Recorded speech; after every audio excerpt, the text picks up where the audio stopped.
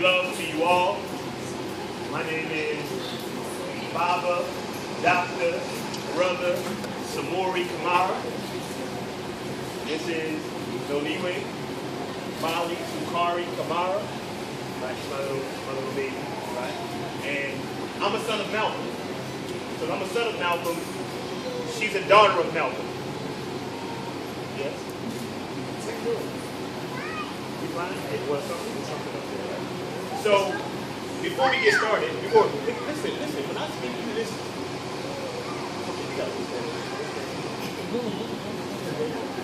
alright. So before we get started, let me say much thanks to Brother Chewy for continuing the legacy of Malcolm and always putting this event on. I think we should do a lot more. I think we should do a lot more for Brother Malcolm. We've been doing this event for a while, right? Like 2006 or something like that. So we should have a Malcolm X festival, right? We should have, this should be a holiday for us every year, right? But also before we get started, I would like to do at least a verbal libation, not only to Malcolm, but to all our ancestors, right? So, first and foremost, we want to give thanks to the Creator, by whatever name we know Him, right? Whatever name we know in our heart, whatever name we know in our spirit, whatever name we know in our mind, whatever name we learn as a child, we say, Ashe. We want to give thanks to Asesiya, Mother Earth, whose air we breathe, whose food we eat, and whose land we walk on. We say Ashe. We want to give thanks to the deities, Ashe, the Orishas, Ashe. We want to give thanks to all of the ancient ancestors, the great ancestors who walked before us. Ashe. We want to give thanks to those who we know by name. Those people like Brother Malcolm X, El Haj, El Shabazz. So anyway, you gotta go over here. You got it? You got it? You got it?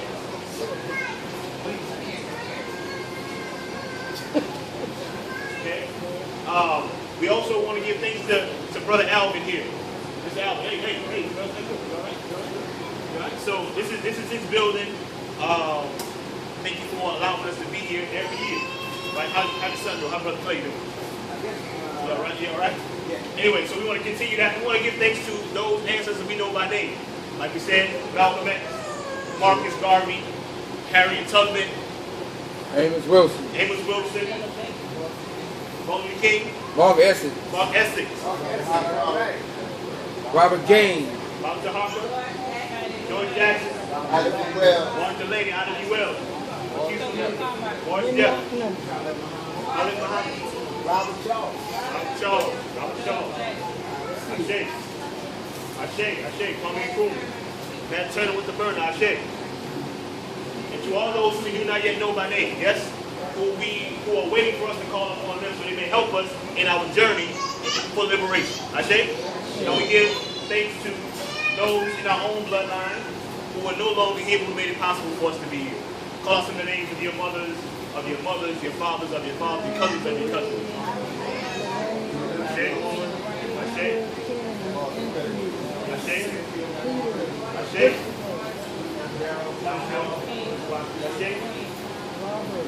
Ashe. Again, to all those we do not yet know by name.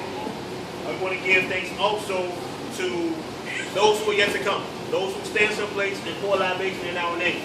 Those who will stand someplace and have a celebration on our birthday. Because we will be those great warriors that we need to be for our people, like Malcolm. Ashe?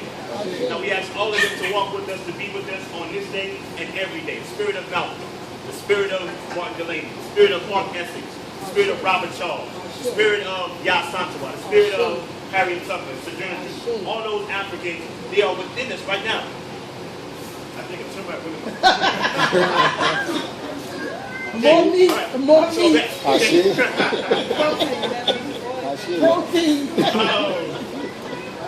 then we got to give thanks to them. Yes?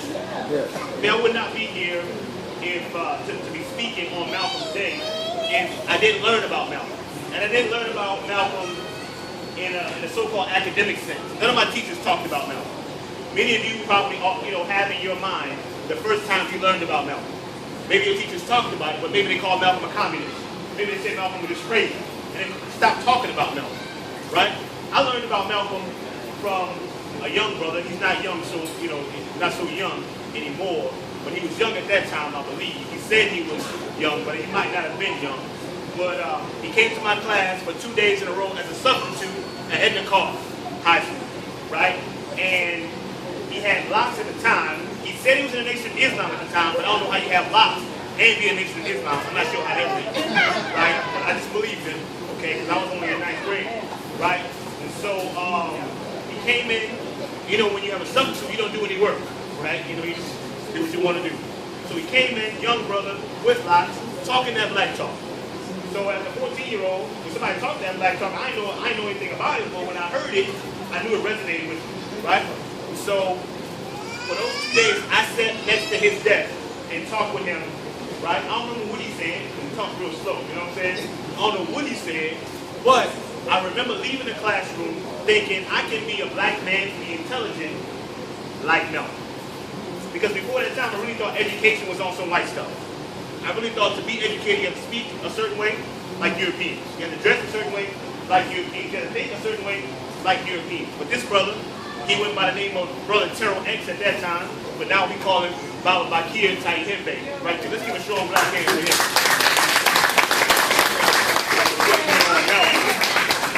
With me on Malcolm right there, right?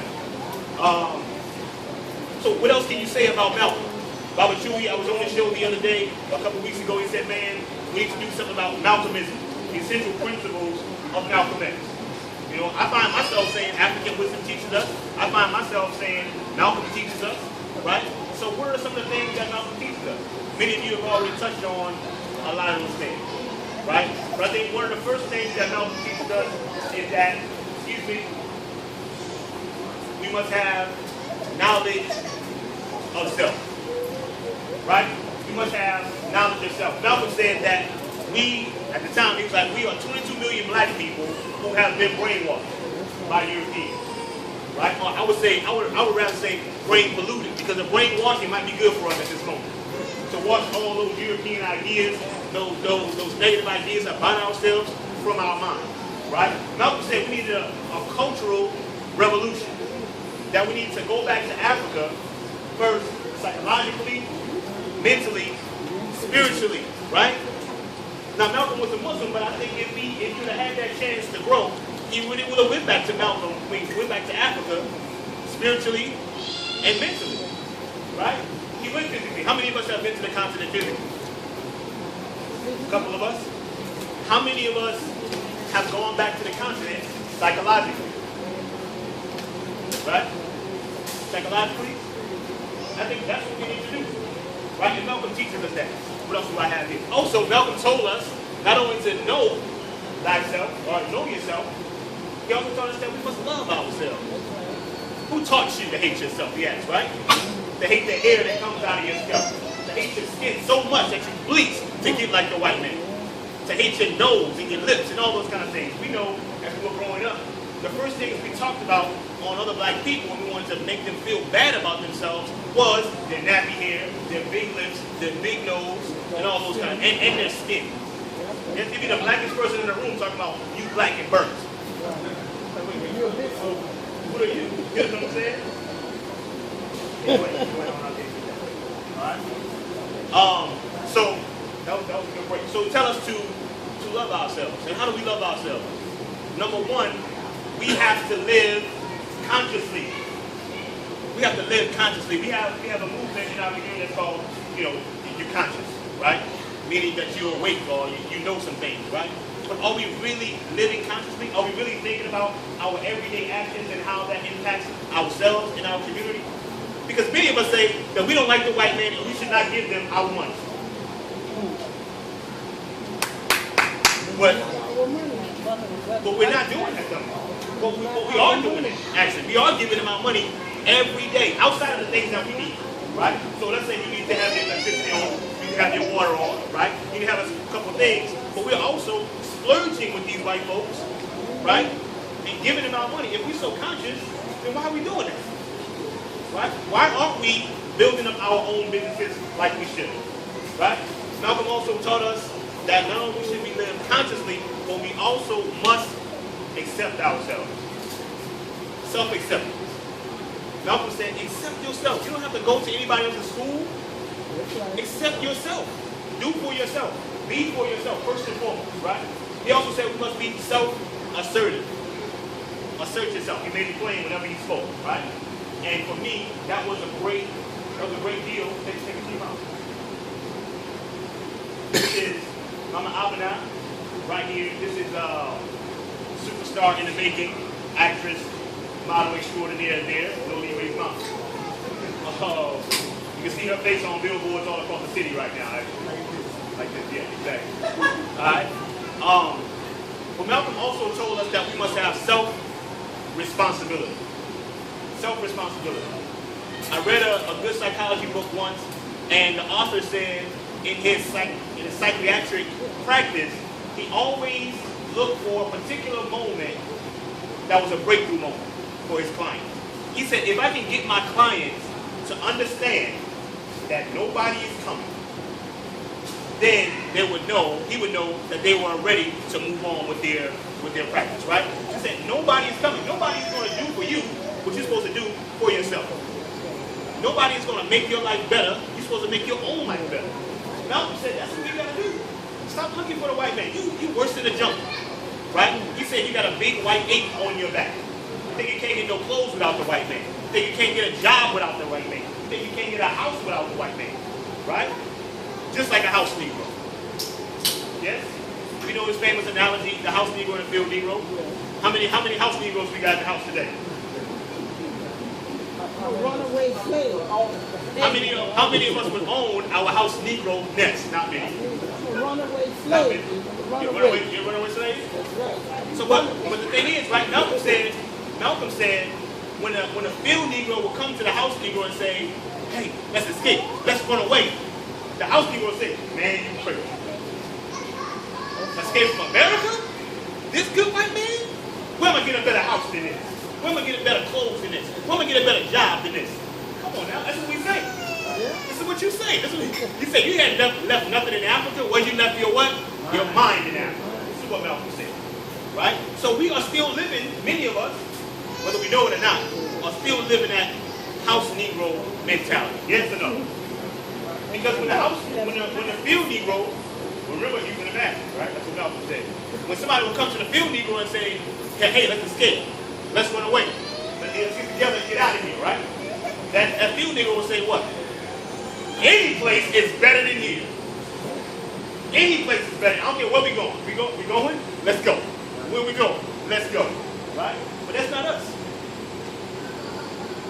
What keeps us here in this society if we know that these people don't love us? You don't have to answer it out loud, but you will answer it in your mind right now. Right? Why don't we move? What kind of people who are prisoners of war, that's what we are, right? Malcolm said our enemy borders here, yes? If we are prisoners of war, what kind of people become so comfortable behind the enemy lines of their captors that they don't even find themselves even willing to get off that plantation? Even willing to get back to where they came from originally. What kind of people do that? Black people? Yes? We'll move on. Insane people. Insane people think we're going to change somebody. Right? So I'll move on. Malcolm also teaches us that it's enough talk. We got to be about some action. Right? Enough talk.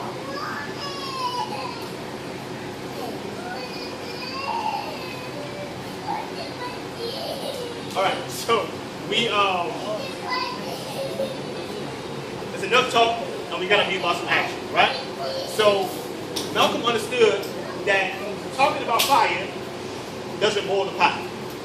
Right? Talking about fire doesn't boil the pot. And one of the reasons why Malcolm left the Nation of Islam, one of the issues he had with it, because the Nation of Islam did talk a good game, but when it came down to doing something for the brothers and sisters who were being beaten and killed in the South and in the North, they didn't find themselves doing anything but saying, Allah will bring it to pass. How is that different from Christians who say, even in God's hands? Not much different, right? Malcolm said we got to be out there actually doing something, right? Also, Malcolm teaches us that we have to be about Pan-Africanism. Yes? Malcolm, of course, visited Africa twice in the last years of his life, right? Took a tour of a lot of North African countries as well as West African countries. In Nigeria, he became what? What was the name of Nigeria? Omawale. The son has returned, right? So Malcolm teaches us that we have to be Pan-African and we have to get bigger than the civil rights piece and go to the UN, right? Human rights. And he was thinking also about the fact that Paul Robeson and some other folks in the 1940s, 1950s, sorry, sent a petition to the UN charging America with genocide, right? Charging America with genocide. So there's 5 components to genocide in that particular UN charter. Number 1 is outright killing members of the group. Are we not being gunned down every day by these folks here in this country? Yes, I mean outright killing our people. Right? We don't want to talk about the medicine that they're giving our people also that's killing us as well. Right? The food that's killing us as well. Right?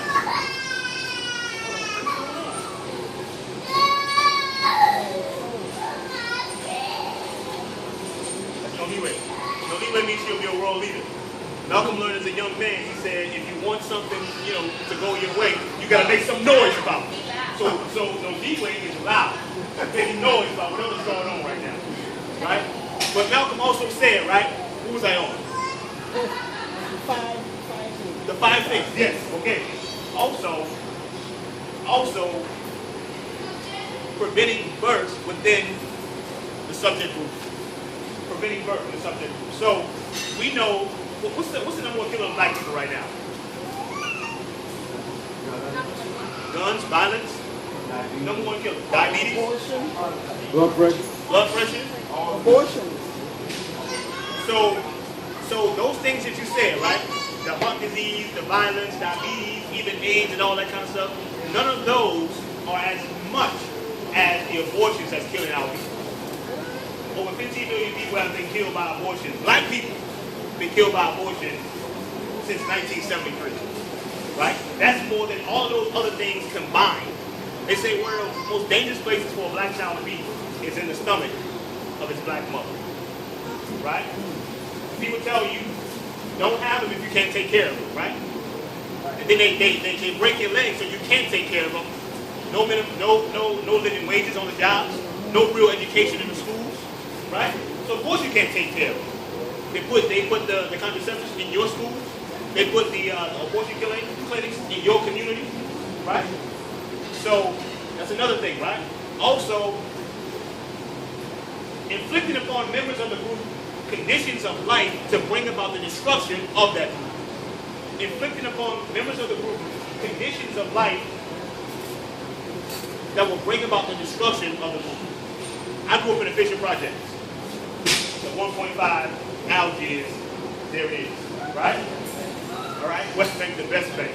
Doesn't really matter what the best bank is. We don't own none of it. But they call it projects. Put our people on top of each other, right? And you know what's going to happen when you do those kind of things, right? We like Skinner rats in a box, as Amos Wilson would teach us, scrapping for the crumbs of the Europeans. So of course we're going to fight each other, right? Another thing they would do is deliberately force members out of the group to another group. I don't know if you know about the earthquake that happened in Haiti and all those white folks that got put in jail for stealing black babies from Haiti, right? We see them with the abortions and all that kind of stuff. People who are superstars, what do you call that? Not the abortions, the adoptions. Yes, the adoptions. But I would say also that we are sending our children to our enemy to be educated, and that's basically giving them over to somebody else. Why do we have children only to give them over to somebody else who we don't even know, who got maybe 6 weeks of education about teaching, to control, to educate, to mold, to raise? Because many of our homes have become places for breakfast before school and places for dinner and bedtime after school. That's it. What is the parenting going on? Then on the weekends, you send them away as well. Go play. You know what I'm saying? So also, Malcolm, continue with that. Malcolm also taught us that we must control our communities. Yes, economically and politically. Right? So Malcolm said, if people come into our communities and build businesses, right, and take that money that they get from us to their community, we run our own communities down, right? Why would we give people who don't like us, don't even speak our language, right? Many of us say that we don't go to black stores because black people don't have good customer service, yes? Well, we go into other people's stores and they got bulletproof glass right there. They feed you, they're giving you stuff through a turnstile, right? Don't even want to be face to face with you, really, but we go to them all day, every day, right? Let me go ahead on and wrap this up. Also, Malcolm told us to control our community politically. I think Malcolm spoke about people like Barack Obama, President Barack Obama, I'm going to call him by his name, President Barack Obama, President Barack Obama, okay, all that kind of stuff. When he said, we can't just look for a black face in a high place, right? A black face in a high place don't mean nothing for us if nothing has changed for us, right? And people can get in those offices and sit on their hands and do nothing for us, but we don't work on logical thinking. We work on how we feel about that person. Oh, he got a black wife. Oh, he got swag. Oh, you saw what he said when he went to Jamaica. He said, what won Jamaica? This is like silly stuff like that. We are so cheap as people. He gets on the news and he talks about how he's going to help Israel, how he's going to help Mexico, how he's going to help Hispanic, how he's going to help homosexuals, but he never says anything about how he's going to help black people. And whenever he talks to black people like they're children. Right? So we got to control our own communities. And if we, Malcolm said, don't vote for just anybody. If you don't have anybody to vote for, don't vote at all. Vote with your feet, vote with your actions. Go do something, build something. If you don't like the way the school system is going, don't think you're going to change by voting somebody else in. When are you going to build your own school? Right? Maybe you should turn this light off and I can see in the dark. Yeah, so what I'm saying is, right? We can hear it, right? We can hear it. What else? What else did I talk about, brother? Yeah, what else did I talk about? Join our community. Also, knowing your enemy. Because we must know our enemy. The issue with many of us, is that we think our enemy thinks like us. We think our enemy has the same heart that we have. Right? The enemy don't care nothing about you. And we get really messed up when these folks don't react to things like people react to them, right? So we got to know our enemy. But most of us don't know our enemy because we want to really be like our enemy. Right? We honor our enemy. We emulate our enemy. Right? We listen to our enemy. We listen to the people that lie to us most as the arbiters of truth. Right? Because a white man said it, many people listen to it a lot more. My mom. Right? Mom, hey mom. Okay, so for mom, I said, Mom, you should eat this. You should, it's healthy for you. She said, I ain't doing that. You know what you're talking about. I got a PhD. Okay? I mean, it's not in medical science or anything. You're going to see. Okay? But Dr. I said it a couple weeks later. Dr. I said it. Dr. I said, this is what you would say. I'm trying this time. I know that experience. Why are you going to try what Dr. I said, right? Because we give people, we give white people more authority. We give light-skinned people more authority than us. Yeah. Right, we'll get on that right now. Okay? Know your enemy. What else I say about know your enemy? Act like no fear. Don't. Okay? You do adult classes? Huh? You do adult classes? Adult classes? Not at the moment. I'm about to move to Africa and go to Africa like nothing. You know what I mean? Knowing our enemy. African wisdom teaches us that when two deer are fighting and they see a lion, they run off together. Yes? When two deer are fighting and they see a lion, they run off together. In the later years of his life, Malcolm was trying to reach out to the civil rights activists, right? To say, hey, we're both deers, we got a common enemy, we both catching the same hell, different devils. No, different hells, same devil, wherever we are, right? Let's come together and deal with this devil. Right? But many of us today If we see a lion and we too near, one of us is gonna go up to the lion and say, "Look, lion, I don't like that hero over there. Can you help me get it?" Right? Next, Malcolm said, "We gotta defend ourselves."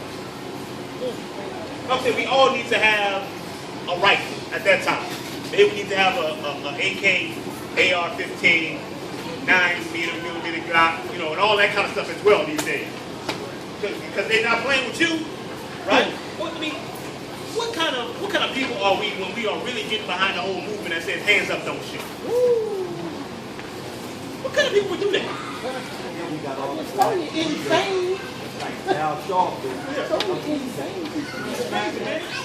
Hands up, don't. Every animal in nature, Malcolm said the first law of nature is self-preservation, right? Every animal in nature, when threatened, will fight back. Black people, we die in. We're gonna do a die in. We just gonna go out, walking down the street, and we just gonna lay on the ground and play like we dead for a little bit. Is that gonna get us free? No. Not gonna get us free at all, right? So self-defense is a must. Last thing. The last thing. 7. Malcolm teaches us to educate our own children and say we need an education for liberation. Malcolm got his education where? In prison, right? I mean, he was the class president in the 8th grade, right? We know about being in the classroom with a teacher, the white teacher told him, asked him what do you want to be? He said, I want to be a lawyer. The white teacher told him what? You can't be no lawyer, man. That's not a job for a Negro. I mean, be a carpenter. Jesus was a carpenter, right? So Malcolm kind of believed that because he dropped out of school, right? Became a dope pusher, became a hustler, fornicated with white women. That hurts my heart right there. Fornicated with a white woman. All the other stuff I can understand. Okay? But fornicated with a white woman and all that kind of stuff. Goes to jail. Of course, reads the dictionary, reads a great deal, becomes a great debater, but also gets introduced to the message of Elijah Muhammad, the Nation of Islam, right? But what we don't really know about Malcolm is that when he started the Organization of Afro-American Unity, right, in his life, he said he should take over 10 schools in Harlem. Didn't get a chance to do it, right, because he was assassinated. He said we take over those 10 schools in Harlem, and if they don't let us do it, we take all of our children out and build our own schools, right? Because again, only a fool sends his child to his enemy to be educated. Thank y'all so much.